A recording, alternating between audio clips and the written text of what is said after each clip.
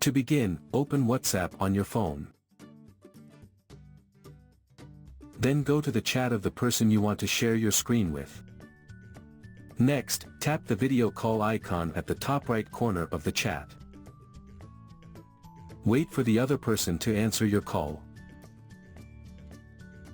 Once connected, tap on the screen to access additional options. From the menu bar that slides up from the bottom, tap on the three-dot icon. A new menu will appear at the bottom. Select Share Screen. A prompt will appear warning you that the person on the call will see everything on your screen. Confirm by selecting Start Now. Your screen will now be visible to the person on the call. You can navigate to other apps or display content as needed.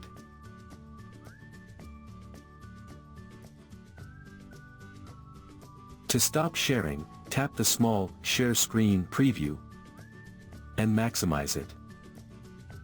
You can now either tap the End Call button to disconnect the video call entirely, or tap the Stop Sharing button to stop screen sharing while keeping the call active. The video call will resume, and you can disconnect it at any time later. So that's how you can share your screen with someone on WhatsApp.